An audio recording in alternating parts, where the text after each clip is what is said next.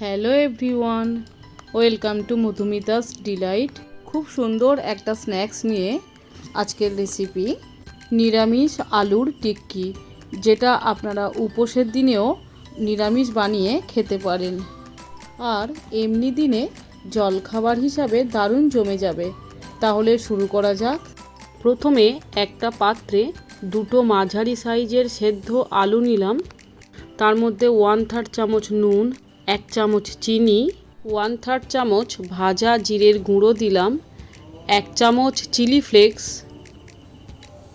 আর অল্প গরম মশলা দিলাম, 1 চামচ সয়াবিন তেল দিলাম।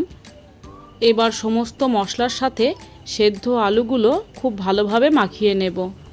আলুতে নুন আর ঝালটা আপনারা আপনাদের স্বাদ অনুযায়ী দেবেন, যতটা ঝাল খেতে আপনারা পছন্দ করবেন ততটা।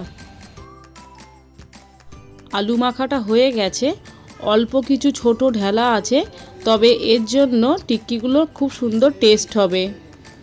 1 কাপের একটু কম ময়দা দিলাম। আপনারা ময়দার পরিবর্তে আটা দিতে পারেন অথবা আটা ময়দা দুটো মিশিয়েই দিতে পারেন। আলু মাখাটা এবার ময়দার সাথে খুব ভালোভাবে মেখে নেব। জল কিন্তু একদমই দেব না।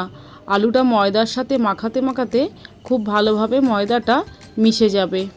আলুর সাথে ময়দাটা খুব ভালোভাবে মাখানো হয়ে গেছে। এবার হাতে সামান্য সাদা তেল নিয়ে দুটো হাতে ভালো করে ঘষে অল্প একটু করে আলু মাখাটা নেব আর দুটো হাতে তালু দিয়ে ভালোভাবে গোল করতে থাকব।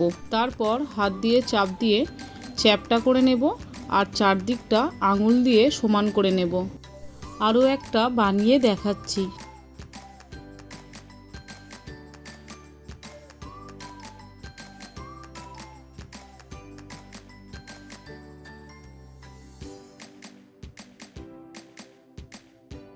এইভাবে সবগুলো বানিয়ে নিয়েছি।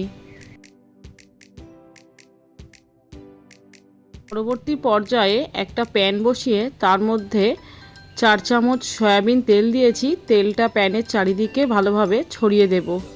তেল মিডিয়াম গরম হলে প্যানের মধ্যে একে একে আলুর টিক্কিগুলো বসিয়ে দেব।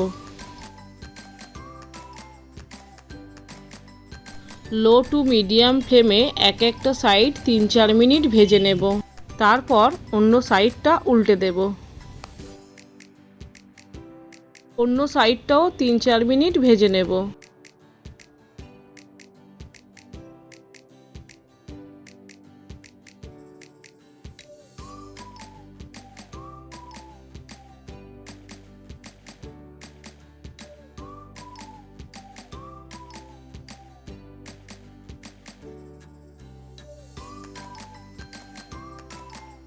তৈরি হয়ে গেছে দারুণ স্বাদের আলুর টিক্কি। নামিয়ে নিয়ে জলখাবারগুলো গরম গরম পরিবেশন করব। ভিডিওটি ভালো লাগলে এটি লাইক ও শেয়ার করার অনুরোধ রইল আর আমার চ্যানেল মধুমিতাস ডিলাইট সাবস্ক্রাইব করার অনুরোধ রইল। প্লিজ সাবস্ক্রাইব করুন, তাহলে আমি আরও অনেক নতুন নতুন ভিডিও আপলোড করার উৎসাহ পাব।